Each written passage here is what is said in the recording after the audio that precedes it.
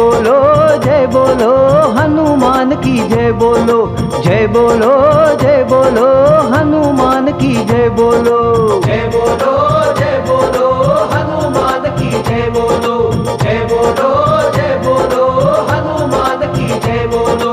रामचंद्र सीता मैया के परम भक्त की जय बोलो, रामचंद्र सीता मैया के परम भक्त की जय बोलो। गगन विहारी परम प्रतापी बल भीमा की जय बोलो, गगन विहारी परम प्रतापी बल भीमा की जय बोलो, जय बोलो जय बोलो हनुमान की जय बोलो, जय बोलो जय बोलो हनुमान की जय बोलो। हे बलशाली पालनहारे तेरी कृपा की जय बोलो, हे बलशाली पालनहारे तेरी कृपा की जय बोलो। संकटहारी दुख निवारी परम वीर की जय बोलो, संकटहारी दुख निवारी परम वीर की जय बोलो, जय बोलो जय बोलो हनुमान की जय बोलो, जय बोलो जय बोलो हनुमान की जय बोलो। पवन सूत हनुमान की जय, रामदूत हनुमान की जय।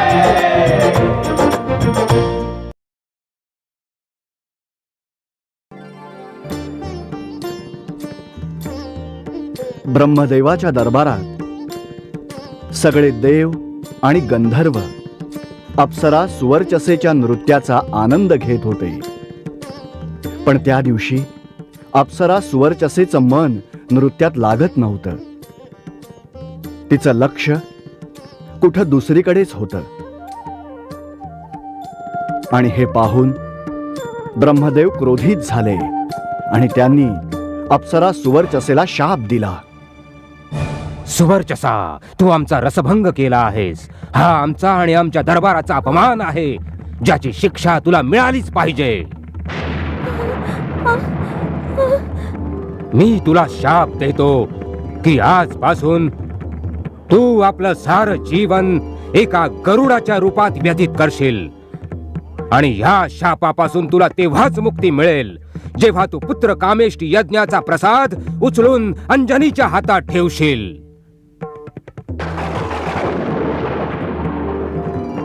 ह्या शापानं ती गरुड बनून तिथून उडून गेली. आणि त्याच वेळी अंजनीचा विवाह केसरी नामक एका वानराशी होत होता. विवाह पश्चात खूप वर्षांपर्यंत अंजनीला संतान प्राप्ती झाली नाही. तेव्हा तिनं वायुदेवाची उपासना केली. कठीण तपश्चर्येनंतर अंजनीला वायुदेवाचा आशीर्वाद प्राप्त झाला. तुझ्या तपस्येवर प्रसन्न होऊन मी तुला आशीर्वाद देतो. तुला एक नेक, तेजस्वी आणि बलवान पुत्र प्राप्त होईल. तू भगवान शंकराची आराधना कर. ओम नमः शिवाय. वायुदेवानं आशीर्वाद दिल्यावर केसरी आणि अंजनी मोठ्या भक्तिभावानं भगवान शंकरांची आराधना करू लागले. त्यांच्या तपश्चर्येवर प्रसन्न होऊन भगवान शंकरांनी दर्शन दिलं आणि ते म्हणाले, मी तुम्हा दोघांच्या भक्तीने प्रसन्न झालो आहे. तू एका अक्षय, महाप्रतापी, वज्रदेही, परमभक्त आणि यशवंत पुत्राला जन्म देशील. तो मंगल समय लवकरच येणार आहे आणि तो साऱ्या जगामध्ये पवनपुत्र या नावाने जाणला जाईल. तुझा हा प्रतापी पुत्र श्रीरामाचा भक्त असेल. त्याच वेळी अयोध्या नगरीमध्ये राजा दशरथ आपल्या 3 राण्यांसोबत कौशल्या, कैकई आणि सुमित्रा यांच्यासोबत पुत्रप्राप्तीकरता पुत्र कामेष्टी यज्ञ करत होते. अचानक राणी कैकई यज्ञ सुरू असताना उभी राहिली आणि हे सर्व वर उडत असलेला एक गरुड पाहत होता. गरुड म्हणजेच ब्रह्मदेवानं शाप दिलेली सुवर्चसाच होती. बऱ्याच वर्षानंतर तिला संधी मिळाली होती शापापासून मुक्त होण्याची. गरुड वेगानं त्या यज्ञाच्या पाशी पोहोचला आणि त्यानं प्रसाद पटकन उचलला. राजा दशरथ आणि त्याचे सैनिक काही हालचाल करण्यापूर्वीच तो गरुड वेगानं तिथून उडून गेला.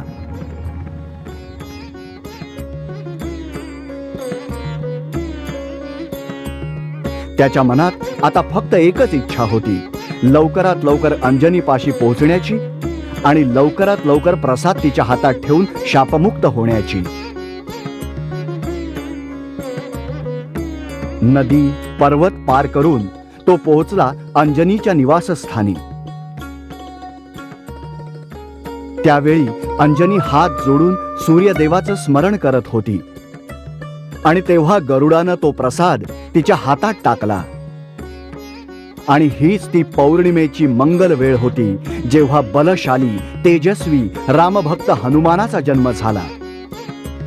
सुवर्चसाचं कार्य संपन्न होताच तिला शापापासून मुक्ती मिळाली आणि ती आपल्या मूळ स्वरूपात परत आली.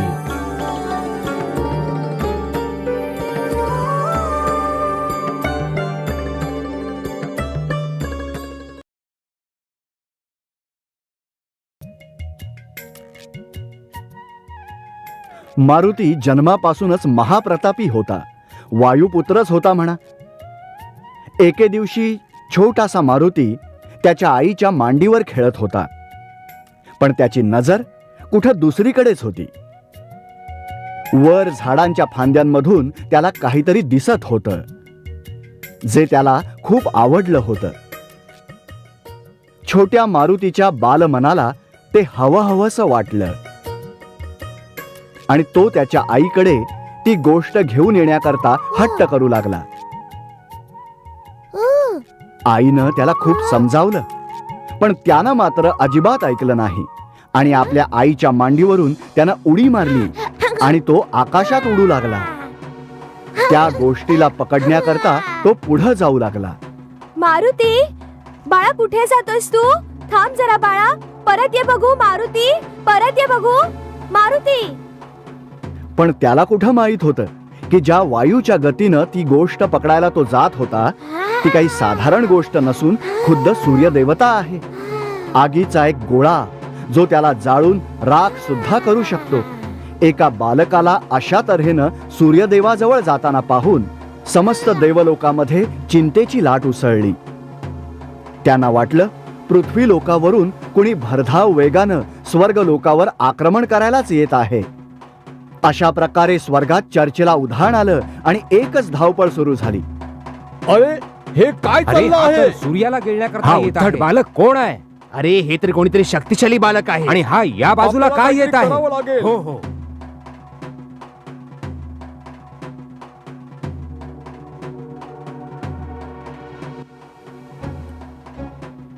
आणि तेव्हा देवांचा राजा इंद्रदेव सूर्यदेवाचं रक्षण करायला पुढं आला.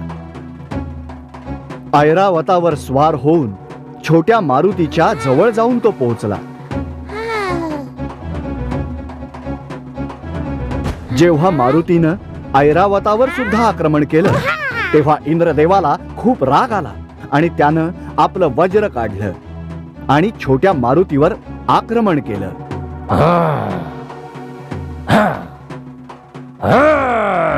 आपल्या महाप्रभावी अस्त्रानं त्यांनी छोट्या मारुतीवर प्रहार केला. वज्राच्या प्रहारानं छोटा मारुती मूर्छित झाला. इथं जेव्हा वायुदेवाला हे कळलं की सूर्यदेवावर आक्रमण करणारा बालक हा दुसरा कोणी नसून त्यांचाच पुत्र मारुती आहे, तेव्हा ते तिथं पोहोचले आणि मूर्छित बालकाला त्यांनी स्वतःच्या हातात पकडलं. आपल्या पुत्राची ही दशा पाहून वायुदेवाला प्रचंड राग आला आणि ते ओरडून बोलले, आता साऱ्या सृष्टीला याचं प्रायश्चित्त घ्यावं लागेल. मी तिन्ही लोकात वायूची गती थांबवत आहे. आणि तिन्ही लोकात वायूची गती थांबली. वन पर्वत शुष्क होऊ लागले. आकाशात उडणारे पक्षी निर्जीव होऊन जमिनीवर पडू लागले. वायू विना प्राणी सुद्धा नष्ट होऊ लागले. इतकं की देवांनाही श्वास घेणं कठीण होऊ लागलं.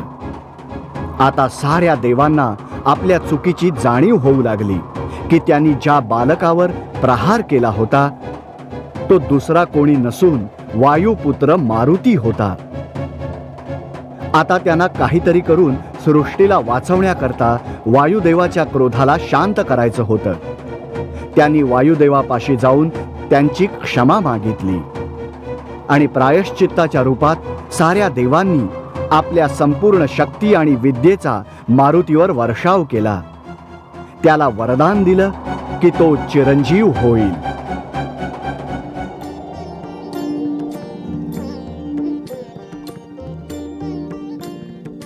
तसंच तो बनेल श्रीरामाचा परमभक्त.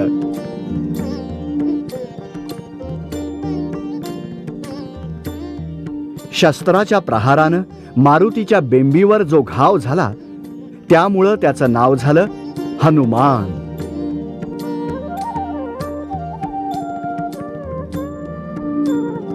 याच वेळी मारुतीला दैवांपासून गदा सुद्धा प्राप्त झाली.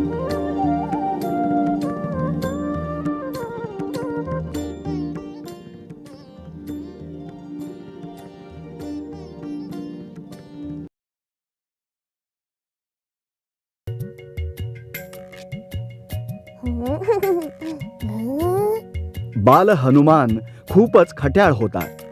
तो त्याच्या आईला अंजनीला आपल्या खोड्यांनी संपूर्ण दिवस त्रास द्यायचा.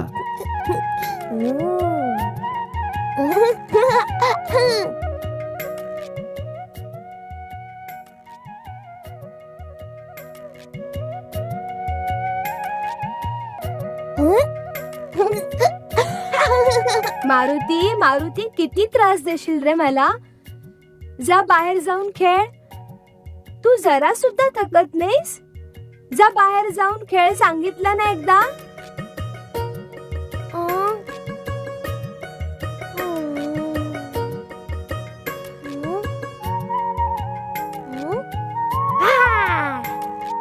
त्यानं त्याच्या मित्रांना बोलावलं आणि त्यांच्यासोबत तो खेळायला गेला.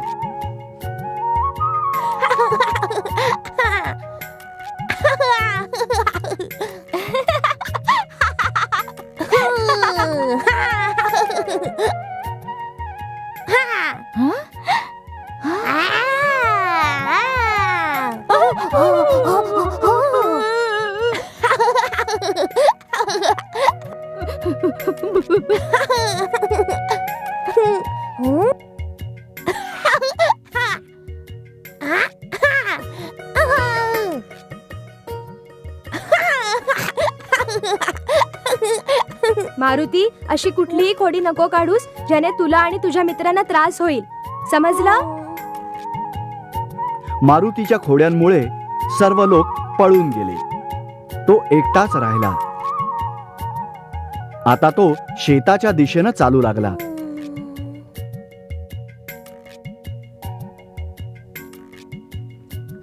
शेतात एका शेतकऱ्याला काम करताना पाहून त्याला खोडी काढावीशी वाटली.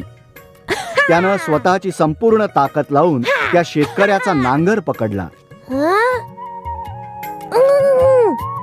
अरे मारुती, नांगर सोडून दे. नांगर सोड मारुती, काम करू दे. अजून खूप काम बाकी आहे मारुती. माझ्या बरोबर थोडा वेळ कोणीही खेळू शकत नाही का.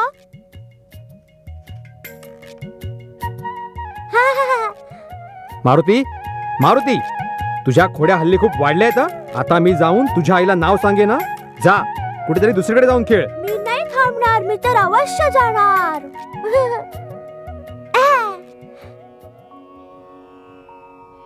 खेळता खेळता मारुती एका घनदाट जंगलात पोहोचला. त्यानं तिथं एका ऋषींना एका झाडाखाली तपस्या करताना पाहिलं. याआधी त्यानं कधी कुणालाही अशा प्रकारे मौन ठेवून शांत आणि डोळे बंद करून बसलेलं पाहिलंच नव्हतं.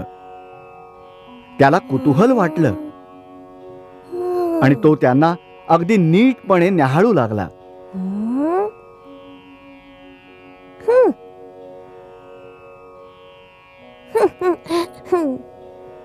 आणि मग त्याला एक खोडी सुचली.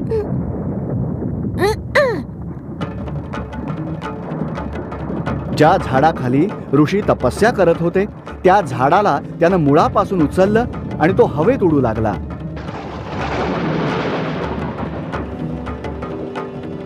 उडता उडता वाटेमध्ये त्याला एक पर्वत दिसला. त्यानं त्या झाडाला त्याच पर्वतावर नेऊन ठेवलं.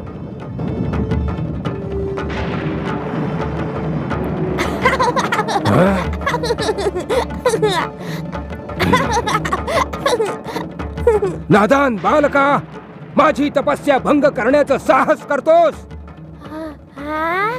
ह्याची शिक्षा तुला मिळायलाच हवी. मी तुला शाप देतो की तू आपल्या सगळ्या शक्ती विसरून जाशील.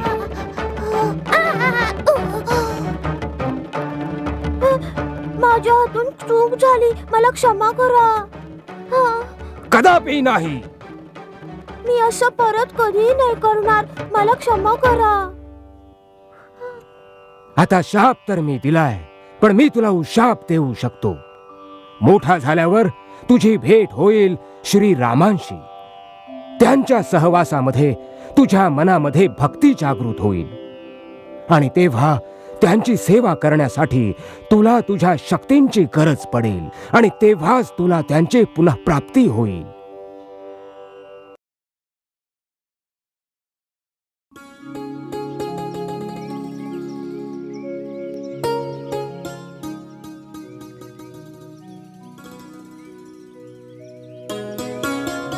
वानरराज सुग्रीवाचा भाऊ वालीनं सुग्रीवाचं राज्य हिसकावून घेतलं होतं. या कारणानं वानरांचा राजा सुग्रीव त्याच्या साथीदारांसह या पर्वतावर राहायला लागले होते. सुग्रीवासोबत नल, नील, जांबुवंत आणि हनुमानासारखे बरेच साथीदार होते आणि हे सर्वजण दिवस रात्र वालीला कसं पराभूत करता येईल याचीच चर्चा करत असायचे. अचानक सुग्रीवाची नजर दोन मनुष्यांवर पडली जे चंपा सरोवराच्या किनाऱ्यावर आराम करत होते. त्यांचं धनुष्य पाहून तो धावू लागला. सुग्रीव राजा, तुम्ही का पळत आहात आणि तुम्ही इतके भयभीत का दिसत आहात? ते बघ अनोळखी धनुर्धारी. मला वाटतंय त्यांना नक्कीच वालीने पाठवलं असेल मला मारण्याकरता.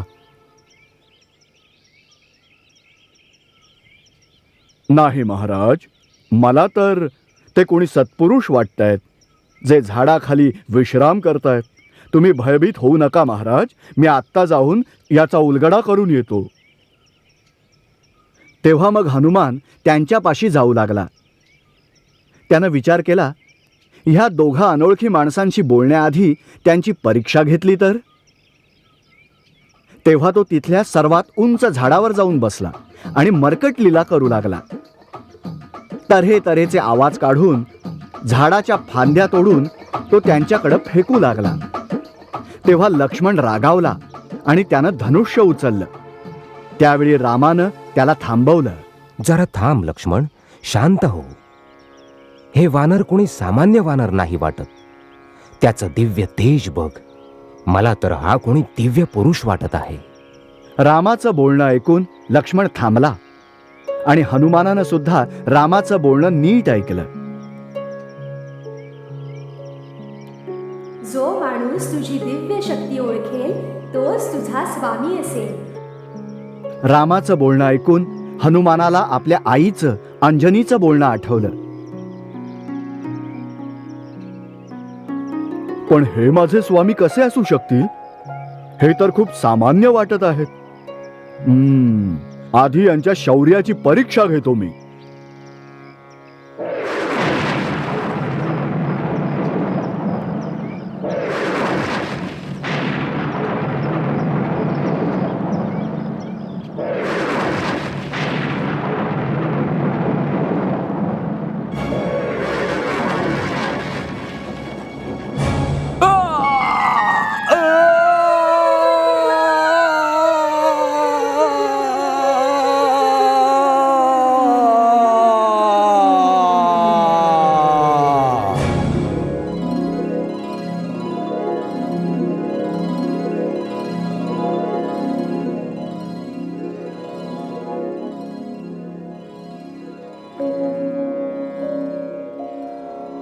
वत्सा, तू तुझ्या प्रभू रामांना ओळखलं नाहीस का?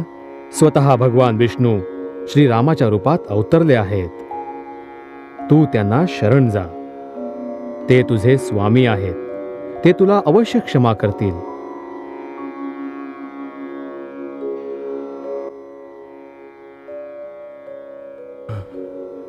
प्रभू, मला क्षमा करा. माझ्या हातून खूप मोठी चूक झाली आहे. मी तुम्हाला ओळखलं नाही प्रभू. आपल्या या भक्ताला क्षमा करा प्रभू. पण मी तुला ओळखलंय वत्सा. तू हनुमान आहेस, माझा परमभक्त, केसरी आणि अंजनीचा पुत्र, महाप्रतापी हनुमान. हे वायुपुत्र, मी तुला अगदी व्यवस्थित ओळखतो. पूर्ण जगतामध्ये तुझ्यासारखा प्रतापी, शक्तिशाली आणि ज्ञानी कोणीच नाहीये. या जगतामध्ये तुझं नाव सदैव अमर राहील हनुमान.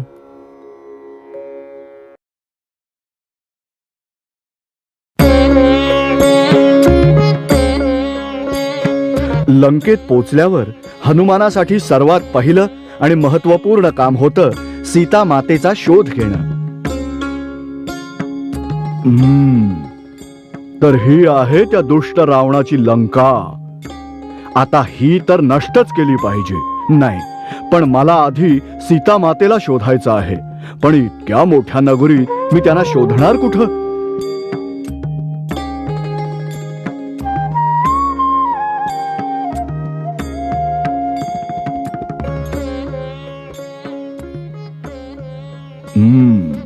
मला प्रत्येक भवनात जाऊन त्यांना शोधावं लागेल.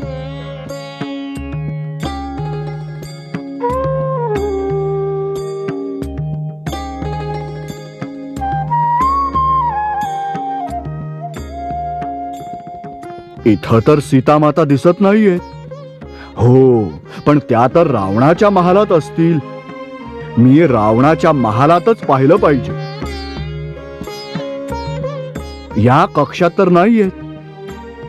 नाही, इथे पण नाहीये. इथे बघतो.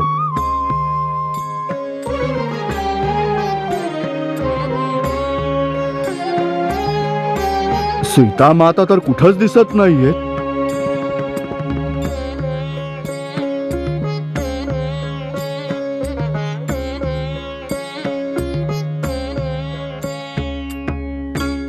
मी रावणाच्या महालातला प्रत्येक कक्ष पाहिला, पण सीतामाई तर कुठेच दिसल्या नाहीत.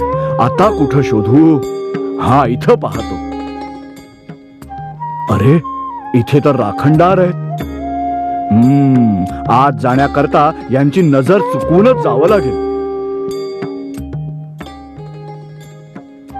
तर हा आहे दशानंद रावण. खरंच फारच क्रूर आहे, पण ऐकलं आहे की फारच शक्तिशाली आणि ज्ञानीही आहे. कोणी साधारण मनुष्य याला पाहून घाबरूनच जाईल.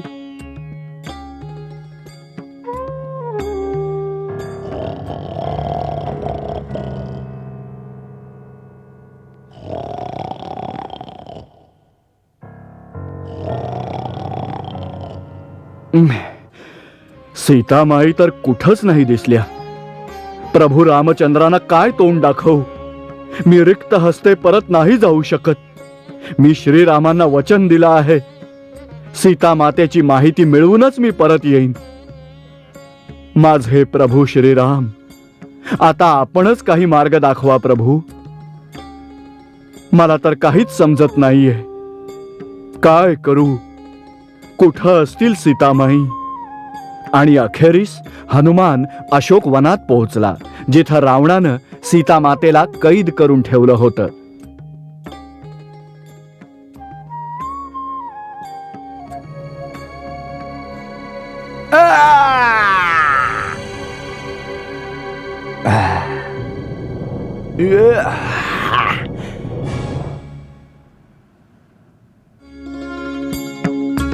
ह्याच आहेत सीतामाई.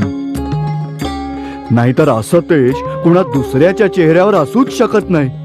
ह्याच सीतामाई आहेत. आता सर्वात आधी मी त्यांच्यापाशी जातो आणि माझा परिचय देऊन प्रभू श्रीरामांचा संदेश देतो.